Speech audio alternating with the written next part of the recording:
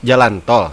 Sunda Wenang Iya, itu kan punya jalan tolnya, iya, pintu keluarnya. iya. Kira-kira itu keberadaan jalan tol ke Sunda Wenang itu ada nggak dampak secara langsung keuntungan bagi masyarakat khususnya desa Sunda Wenang? Oke. Kalau bicara dampak, kita mesti mengkaji dampak apa yang perlu disikapi. Kalau dari sisi dampak Keuntungan. ekonomi, Dampak ekonomi. itulah.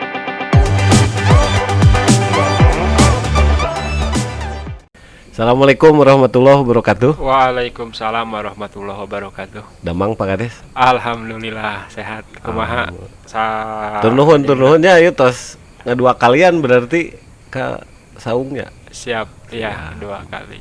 Saung untuk kedua kalinya langsung kita ajak ngobras. Ngobrol bebas pokoknya mah. Kumaha kabar warga desa Sunda Wenang, Pak? Alhamdulillah secara umum warga masyarakat ya dari sisi kesehatan alhamdulillah sehat meskipun dalam kondisi pandemik gitu ya COVID-19 yang pada dasarnya di Kabupaten Sukabumi ya khususnya di Desa Sunda Wenang memang mengalami peningkatan dari sisi jumlah Jumlah positif. Sunda Wenang banyak. Jadi kisaran 50 orangan lah, 50 orang. kurang lebih lah. Dan itu kok grafiknya terus naik berarti. Grafiknya terus naik. Existing per hari ini 50 orang total. Yang pernah, sembuh, yang pernah. ada yang meninggal Ada yang meninggal sekitar 5 orang. dari 50 10% ya. Iya, 5 orang. Selebihnya sembuh dan ada yang masih Isolasi? proses isolasi. berapa? Yang diisolasi sudah berangsur sedikit sih sekarang, tinggal di bawah 10 lah. Di bawah 10 orang. Dari total jiwa warga desa Sunda Wenang sabaraha Pak? Total penduduk desa Sunda Wenang itu sekitar 14.600 jiwa. 14.000. 600 jiwa. Jadi kurang lebih 50 tuh berarti sekitar berapa persen berarti 50? Ya, 0, iya lah. masih di bawah 0 komanya. Iya. Ya, tapi di masyarakatnya sampai hari ini saya masih temukan masyarakat yang belum percaya gitu. Padahal 50 orang itu banyak ya. Banyak. Tapi masih kira corona wadul. Ya, karena memang saya pikir persepsi masyarakat seperti itu tidak bisa dipersalahkan juga. Karena memang realitas di masyarakat yang dinyatakan positif berdasarkan hasil swab setelah masa isolasi 14 hari ya mereka sehat-sehat saja tanpa ada pengobatan karena memang nggak ada obat COVID-19 Ya, kan nggak ada, betul. tapi mereka dengan menjaga aktivitas agar tidak kecapean misalkan, kemudian menjaga dia tidak stres misalkan kan gitu, hanya meningkatkan imunitas saja kan mereka tuh bisa Sebagai sembuh. kepala desa ya mak aya tuh kadang-kadang perasaan khawatir gitu. Dia Pak we desa Sunda Wenang teh jadi klaster. Oh sangat lah, apalagi kalau dilihat tingkat mobilitas penduduk yang sangat tinggi dan sulit untuk dikendalikan mobilisasi masyarakat itu dalam wilayah desa yang banyak industrinya, Ya, keluar masuk ya. penduduk itu ya Susah sangat dikendalikan lah ya. susah luar biasa kan. Baik yang masuk ke perusahaan, ke pabrik kan begitu.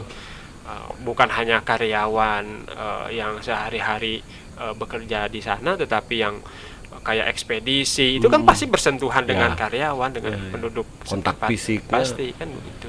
Ini sangat sulit di wilayah industri. Secara geografis kita memang perlintasan sihnya Sunda Ya Wenang apalagi teh. perlintasan kan Jalur gitu di jalur perlintasan. protokol kan keberadaan. Ayeuna lamun desa. diperketat di desa Sunda Wenangnya diperketat tapi dari hulu ke hilirnya. Ya kita nggak bisa bicara locally gitu ya, Ya, hanya satu wilayah. Tidak bisa dilokalisir.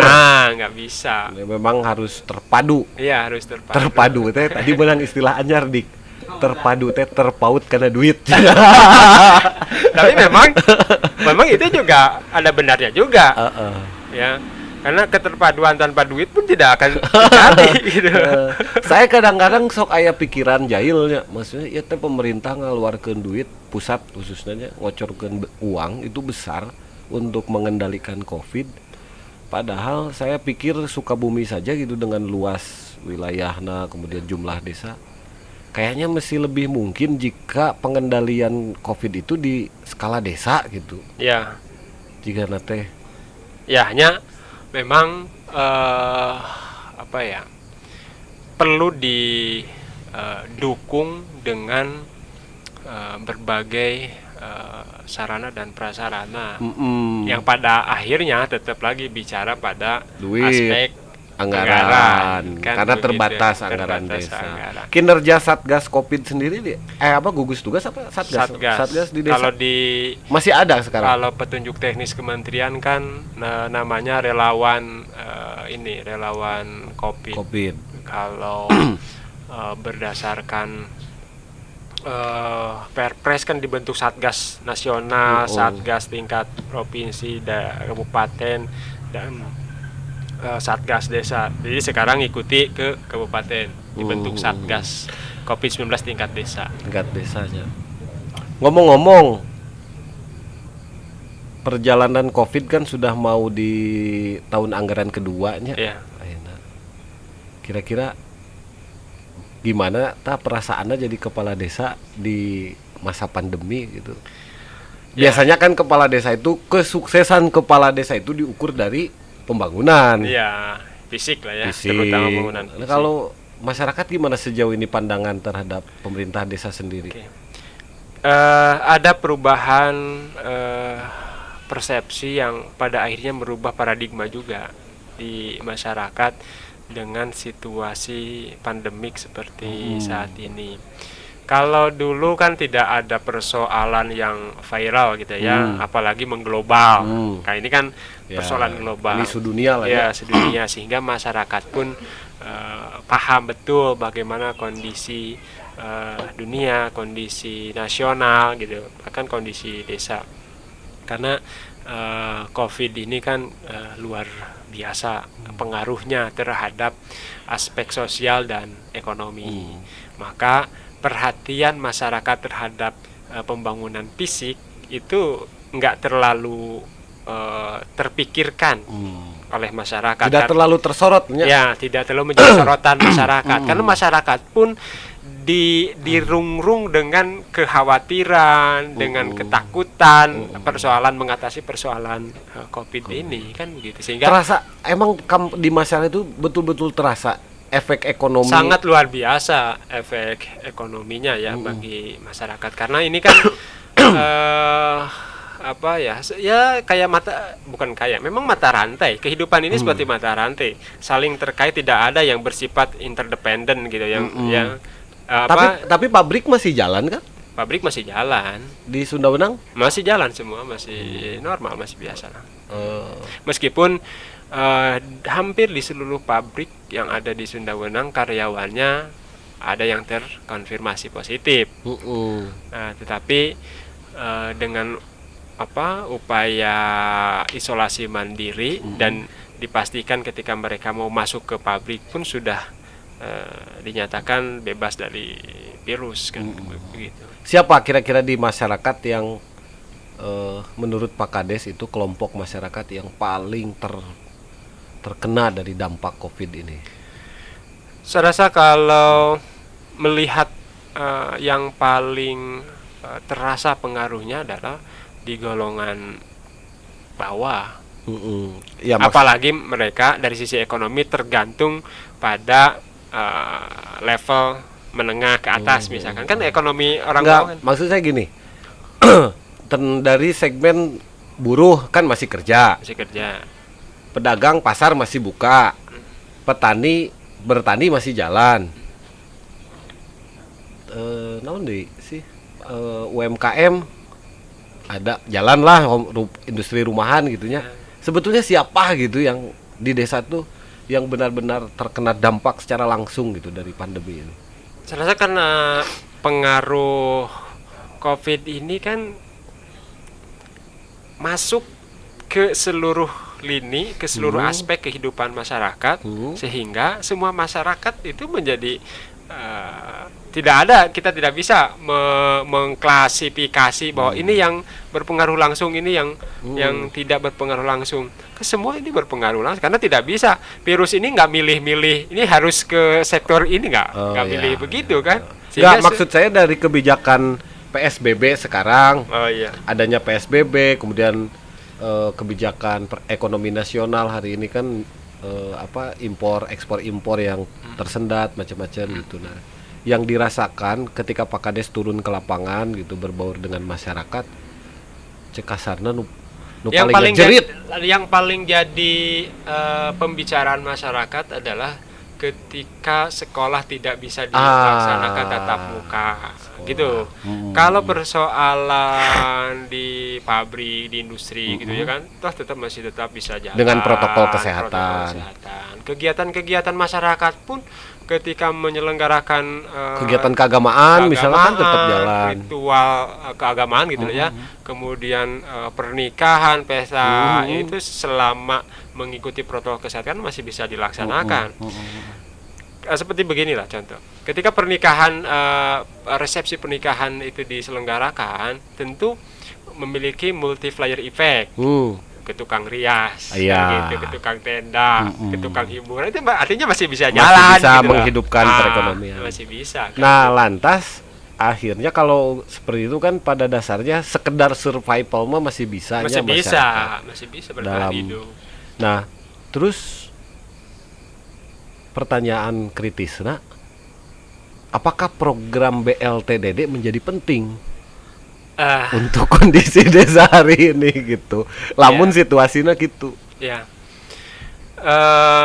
karena pengaruh COVID ini tidak mengklasifikasi salah satu segmen atau salah satu sektor kan gitu, jadi dirasakan oleh semua pihak, apalagi oleh kalangan masyarakat ekonomi yang lemah gitulah ya, sehingga mereka sangat tergantung pada ekonomi yang levelnya menengah ke atas kan gitu. Maka ketika di level masyarakat yang punya kekuatan ekonomi menengah ke atas ini terganggu, yang lebih terpuruk itu yang di bawah. Karena daya beli menurun, nu balanja ke warung. Gitu. Terus dari aspek pekerjaan pun misalkan warga masyarakat tukang atau buruh harian ketika bekerja pada orang yang punya ekonomi level menengah, kemudian mereka menghentikan kegiatan-kegiatan itu, yang paling terpuruk kan mereka. Kalau orang yang punya ekonomi di level menengah ke atas kan mereka hanya memanage saja biar pengeluaran tidak terlalu banyak. Ketika dimanage oleh tingkat itu, maka yang paling bawah lah yang sangat, maka bukan tidak penting atau tidak sejauh mana signifikasinya, tentu harus dikaji sasarannya dulu yang harus jelas. Gitu. 2020 berapa KPM di Desa Sundawenang? Ada 161 karena mengacu ke ketentuan Kementerian Desa kan. Kalau dana desanya di angka 800 sampai 1,2 miliar, itu 35% harus dialokasikan, sehingga kita mengacu ke situ untuk memenuhi 35% dana desa ini. KPM 161 KPM. 161 KPM. Padahal kebutuhannya lebih dari itu. Bisa lebih dari itu. Apalagi bantuan sosial yang diberikan oleh kementerian gitu ya, kayak BST, kemudian bansos provinsi, kemudian bansos kabupaten, jumlahnya kan semakin kesini itu semakin berkurang. Contoh misalkan BST Kemensos di 2020 itu Desa Sundawenang mendapatkan BST untuk 898 KPM. yang mendapatkan BST. 2021 sekarang berkurang menjadi 796. Sehingga hampir 200 lah, 100 lebih 200. gitu ya. Yang ini apa? 100-an lah yang 100-an. tidak mendapatkan bantuan. Rencana 2021 berapa? KPM. Kalau jumlahnya masih tetap 161 karena tidak bisa keluar dari 35% alokasi dana desa karena Sunda Wenang sekarang masih di kisaran 1 miliar. 1 Artinya miliar. masih harus 35%. Berarti sekitar 350 juta. Berapa? 6 Totalnya besar. kalau 161 sekarang kan kali 300.000 kali 12 bulan. Kali 3.600.000 ya berartinya. 3.600.000 dikali Kurang lebih 400 400 jutaan. Enggak, 480-an. Hampir 500 juta. Hampir lah. 500. 2021 hampir 500 juta. 2020 itu sebetulnya hampir sama Hampir karena sama. 2020 itu bedanya ada 600.000-nya.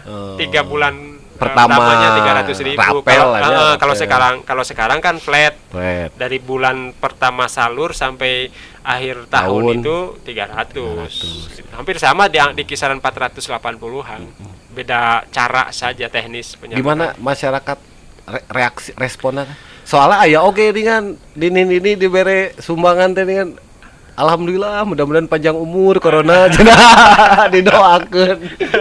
Kedai bantuan di Iya. corona cenah. Ya, jadi ya dinamika di masyarakat itu kan selalu ini ya. Yang saya pikirkan itu dari sekitar 7.000 penduduk, tadi itu 7.000 penduduk, 14.000 penduduk yang dapat cuman 161 dari BLT, dari dana desa, Dari dana BLT desa. DD.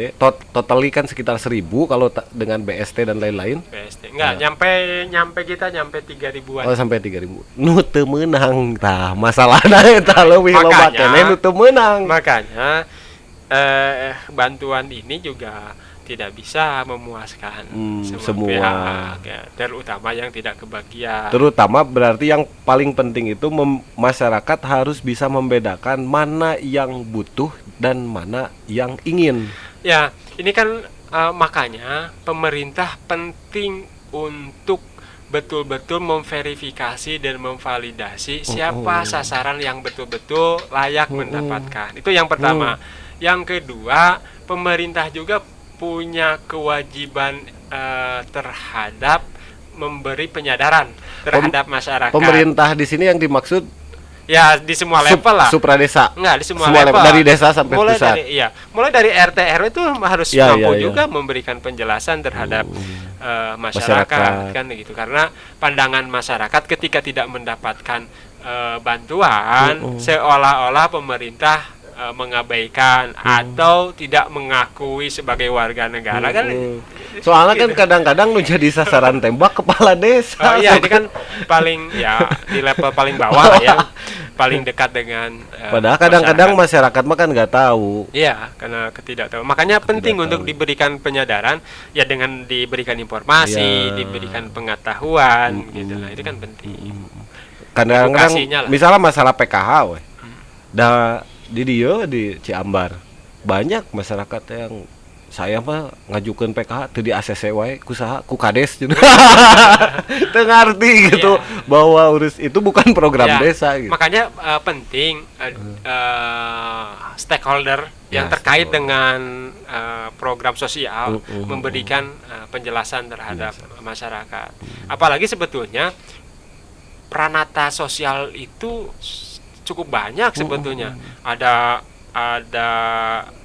Puskesos misalkan Iya, desa, BNPT-nya ada TKSK tingkat kecamatan, bahkan dinas punya kepanjangan tangan di tingkat desa itu penyuluh sosial. Nah, ini sebetulnya kalau pranata itu difungsikan si Jide ya tuh pendamping desa. pendamping desa kan penting juga kan. Aduh, Iya. kagok ya. Siapa? Iya, karena berkaitan dengan dana desa juga. Iya. Mau rencana pembangunan terhambat menurut. Oh, banyak, bukan ini lagi ya. Kita paling kisaran 25% sampai 30% yang bisa digunakan untuk pembangunan fisik. Ya, dari RPJMDes berarti sisa berapa tahun lagi?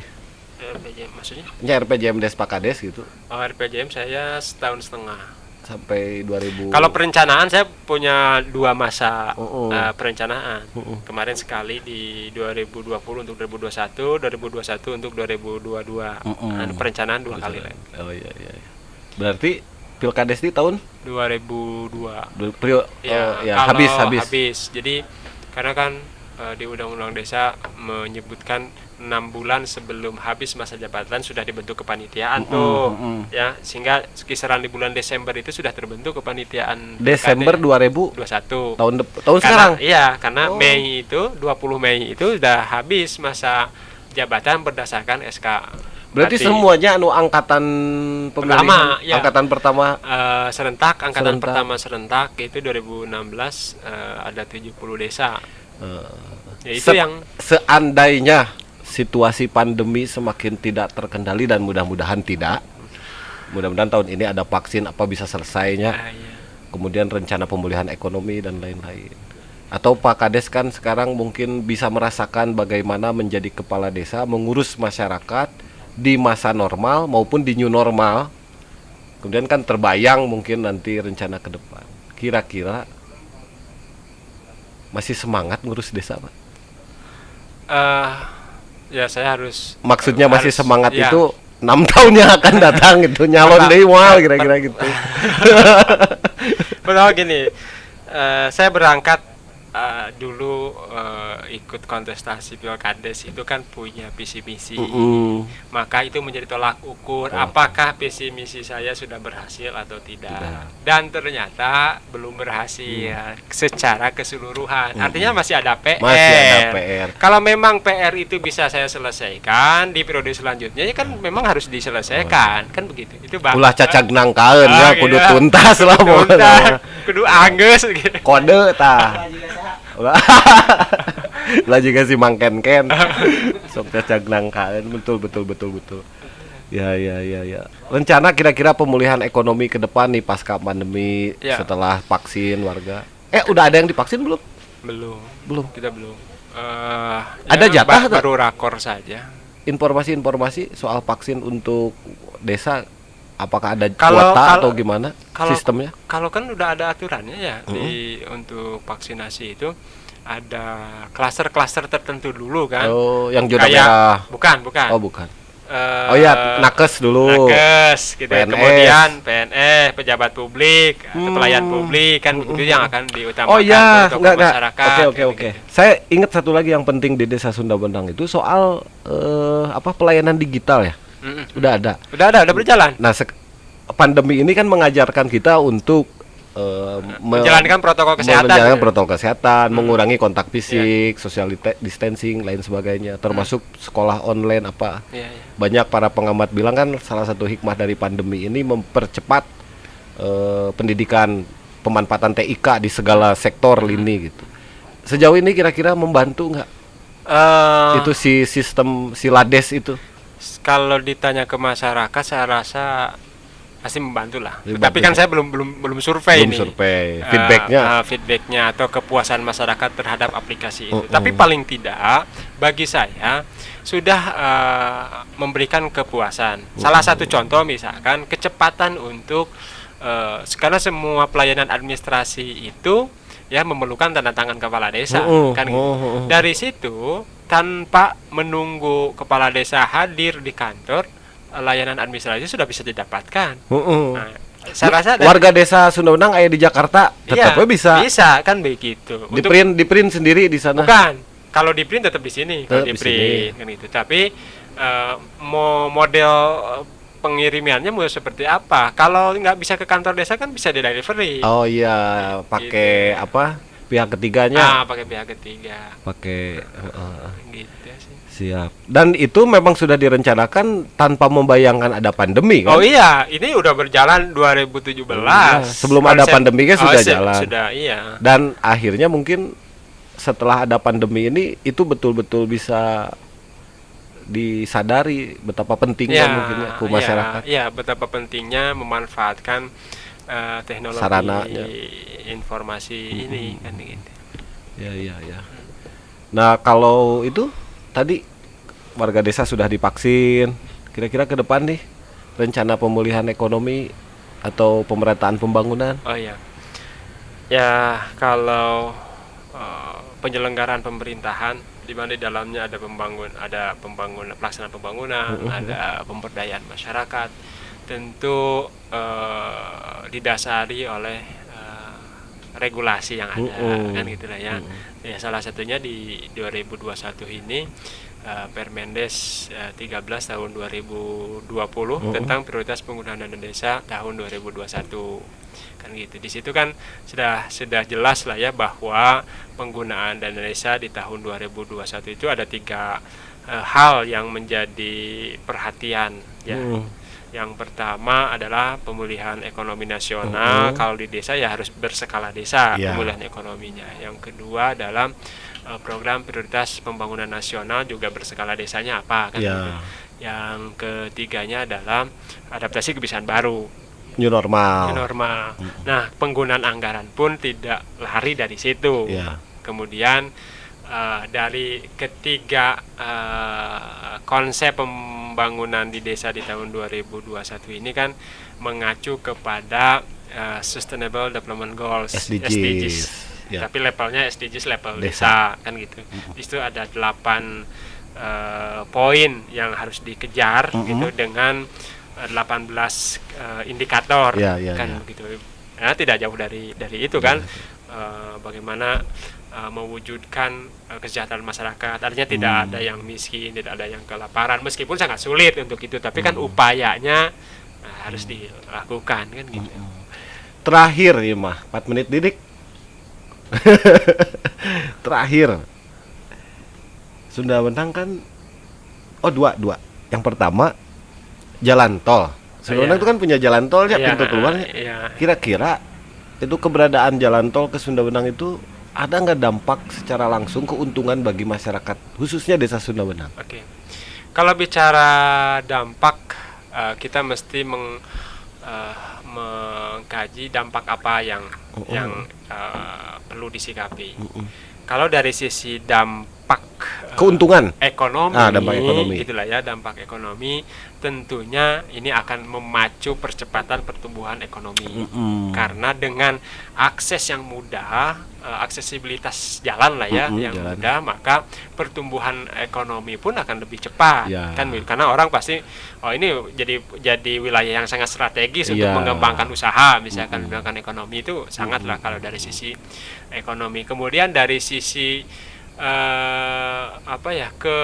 kepopuleran wilayah juga akan lebih populer. Pintu keluar desa Sunda Wenang. branding. Jadi brandnya jadi ini punya brand lah. Punya brand. Jadi terkenal dari sisi Tinggal mungkin peluang-peluang itu bisa disambut oleh masyarakat desa. Cuman memang kita tidak hanya melihat pada aspek keuntungannya saja, dari aspek positifnya saja gitu, dampak positifnya. Dampak negatifnya juga akan banyak, dampak sosialnya juga akan dampak banyak. Lingkungan. Ya, dampak lingkungan, dampak sosial. Yang paling besar kan dampak sosial, saya rasa. Keluar masuk orang yang ke Sunda Wenang itu akan lebih banyak. Belum lagi yang punya orientasi untuk menjadi tempat tinggal. Pemukiman akan bertambah, penduduk akan bertambah. Kemudian tentu mereka dengan bermacam-macam latar belakang. Nah, ini kan akan berpengaruh terhadap aspek sosial kebudayaan. Jadi bakal lebih heterogen ya, akan lebih heterogen. Kalau rencana double track? Kalau double track sampai saat ini saya belum dapat informasi yang pasti ya terkait dengan pelaksanaan double track. Hanya saja kalau mengacu ke Perpres tentang pembangunan strategis nasional ini masih tercantum sebagai proyek strategis nasional. Kalau tercantum sebagai proyek strategis nasional, maka komitmen pemerintah untuk melakukan percepatan pelaksanaannya. Jadi tetap jadi, hanya waktu saja mungkin. Waktu karena fokus pengendalian pandemi lahnya. Kan begitu. Siap. Beres. Terima kasih Pak Kades ya. Sama-sama. Sudah mau berkunjung ke channel kita. Tapi saya pesannya sih jangan terlalu sebentar. tekan rasa jadi. Nanti ada sesi-sesi Oh, berikutnya. gitu, siap. Sesi pertama ya SOP-nya 30 menit. Oh gitu. Terima kasih dan mohon ajak Oke. warga desa supaya subscribe channel baru yang masih pakir subscriber. Oh gitu. Oke, ke warga masyarakat khususnya Desa Sudawenang yang jumlahnya mulai dari anak-anak ada 14.600-an. 1% lah. Ya, 1% yang kita ingin total aja karena anak-anak pun sekarang udah main gadget kan, udah main HP. Siap. Ya, sekali-kali untuk mengakses channel Sabah Desa channel- official. Ya, Sabah Desa official. Jangan lupa like, comment, and subscribe. Subscribe. Baik, terima kasih Pak Biar Kades. teman-teman di Sabah Desa tetap semangat. Siap, ya, siap. Biar bikin konten-konten. kontennya ya. Pokoknya Pak Kades tetap semangat melayani masyarakat, Oke, siap. terus Terima berjuang kasih. menuntaskan visi misi Oke, yang siap. sudah dijanjikan Ya. dan sukses selalu. Oke, saya juga selamat ke Sabah Desa yang terus berinovasi. Kemudian saya juga berharap Sabah Desa terus mengawal pembangunan desa, Desa. ya agar kalau didampingi sama penggiat-penggiat desa yang inovatif, saya rasa ini akan memberikan pengaruh positif ya terhadap pembangunan di desa. Positif terhadap pembangunan ya, bukan positif COVID. Siap, siap. Terima kasih. Atur nuhun Pak Kades. Ya, siap, sama-sama. Assalamualaikum warahmatullahi wabarakatuh. Waalaikumsalam Sampurasun. warahmatullahi wabarakatuh. Rampes.